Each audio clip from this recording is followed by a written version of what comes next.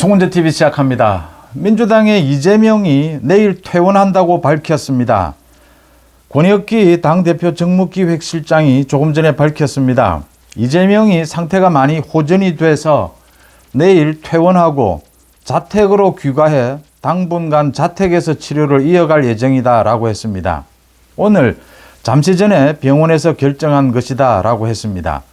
지난 2일 부산에서 피습을 당한 뒤에 서울대병원에서 수술을 받고 입원 치료를 받아왔으니까 내일 퇴원을 하게 되면 이제 9일째입니다. 9일째 퇴원을 하는 셈입니다. 이재명이 내일 퇴원을 하면서 메시지를 발표할 예정이다 이렇게 알려지고 있는데 당무 복귀는 언제 하느냐 아직 정해지지 않았습니다. 식사를 하고 있고 가족들과 대화를 할 정도다라고 하는데 당무는 보지 않고 있다. 여러 가지 의문되는 것이 의혹이 눈덩이처럼 커지고 있습니다. 이재명이 자신의 위정교사 재판, 이 재판은 연기가 됐는데 거기에 진단서나 의사 진단서나 소견서도 아직 제출하고 있지 않습니다. 거기에다가 당무를 전혀 보지 않고 있는 사이에 민주당에서는 갈팡질팡 거의 민주당이 쑥대밭이 되다시피 하고 있습니다. 반면에 국민의힘의 한동훈 열풍은 전국적으로 계속 확산이 되고 있는데도 이재명이 어떠한 대처도 하지 못하고 있다. 이재명의 이 부상 정도, 치료 상황, 이 부분에 대해서도 서울대병원에서도 전혀 추가 브리핑을 하지 않으면서 모든 게 지금 의문투성이다라고 하는 것입니다. 이재명이 일단 퇴원은 결정을 했습니다. 여론에 떠밀려서라도 지금 계속해서 입원을 이어가기는 힘들다 이렇게 판단한 것으로 이렇게 읽힙니다. 일단은 퇴원을 해서 집에서 치료를 이어가겠다라고 했습니다.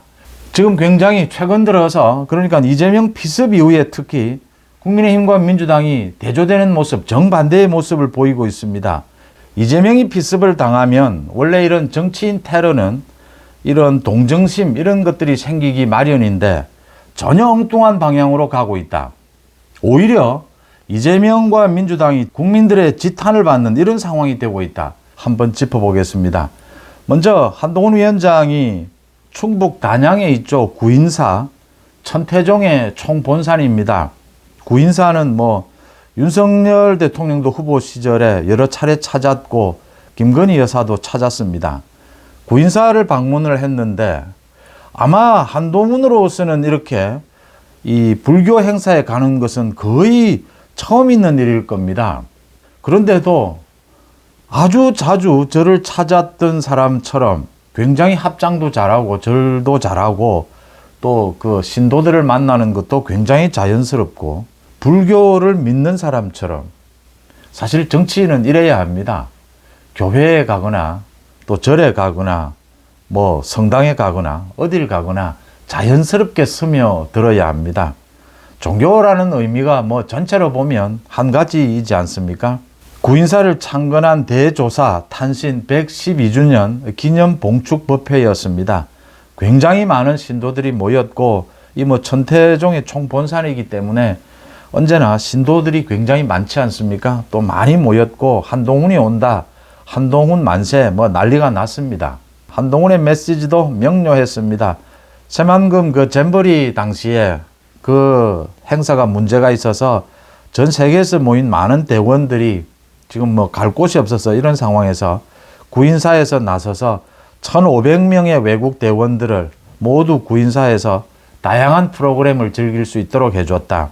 그래서 그때 많은 얘기가 나오지 않았습니까? 이 잼버리는 좀 문제가 있었는데 그 대가로 이렇게 구인사나 한국의 절에 가서 이 템플 스테이도 할 수 있어서 오히려 더 좋았다. 이런 또 평가를 받기도 했습니다. 그 부분을 예를 들면서 구인사가 우리 동료의식을 북돋우는데 큰 역할을 해줬다. 굉장히 감사하다. 존경한다. 이런 메시지를 남겼습니다. 한동훈이 절에 가도 한동훈은 천주교입니다. 천주교고 이렇게 절에 가는 것도 굉장히 자연스러운 모습이었고 신도들과 잘 어울리는 모습이었고 그러니까 공감을 일으키게 되고 구인사에서도 한동훈 열풍이 불었다 이렇게 볼 수가 있습니다. 한동훈은 내일은 부산을 찾습니다. 이례적으로 1박 2일입니다. 행사도 다채롭습니다. 비대위도 처음으로 부산 현장에서 비대위를 개최를 합니다. 이재명마저 부산을 버리고 서울로 도망쳤다. 헬기를 타고 도망쳤다. 부산의 자존심, 부산을 위로해야 된다. 한동훈이 어떤 메시지를 낼 것이냐. 많은 지역 개발, 지역 발전 이런 메시지도 낼 겁니다. 그런데 가장 중요한 것은 부산 시민, 부산 동료 시민들의 자존심입니다. 한동훈이 조국을 수사하다가 처음으로 쫓겨간 곳이 부산입니다. 부산검찰청입니다. 그때부터 한동훈이 계속 유배를 다녔습니다. 4번에 걸쳐서 계속 좌천이 됐습니다. 한동훈이 처음 유배를 간 곳이 소위 부산이었습니다. 부산 시민들의 자존심을 다시 회복시켜주고 부산 시민들과 함께 한동훈이 함께하고 있다는 걸 보여줘야 합니다. 부산 시민들의 자존심이 계속 상했습니다.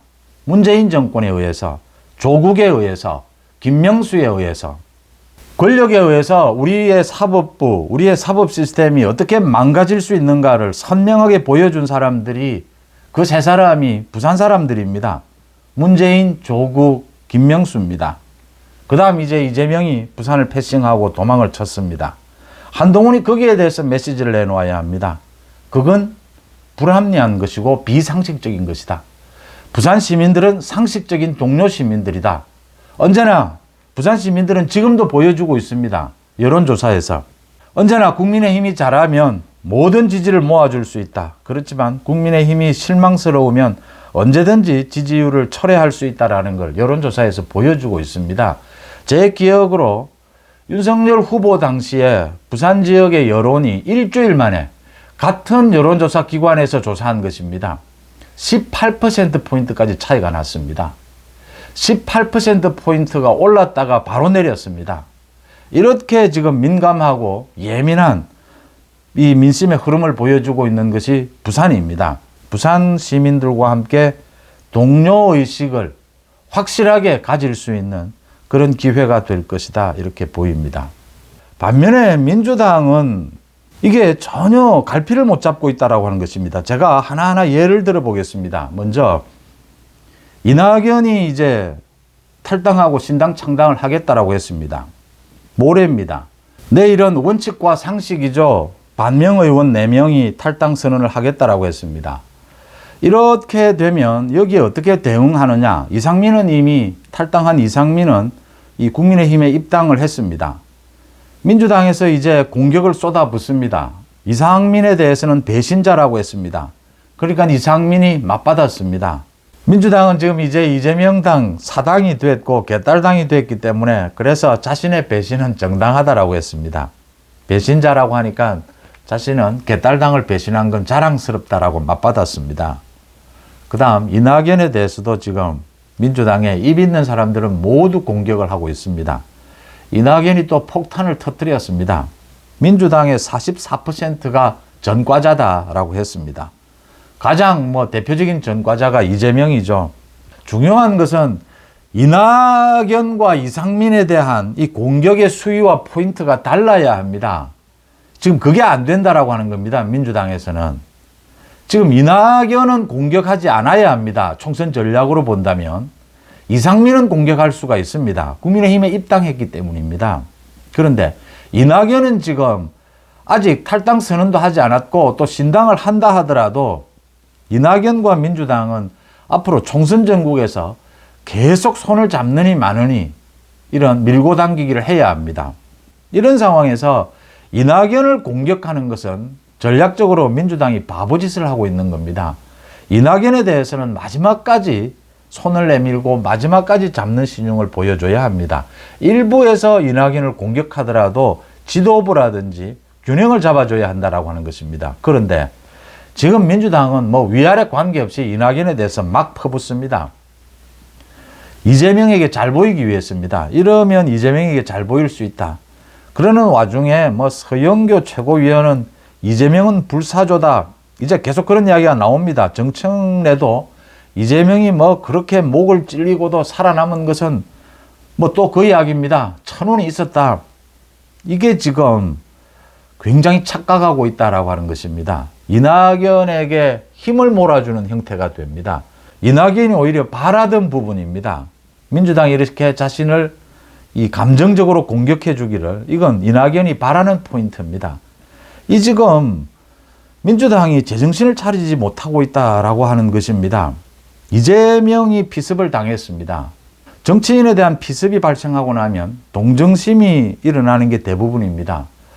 민주당에서 개딸들을 비롯해서 민주당 지지층에서 이재명에 대한 쾌유 이런 걸 빌고 동정심을 바라는 이런 움직임이 일어야 하는데 정반대의 현상이 벌어지고 있습니다.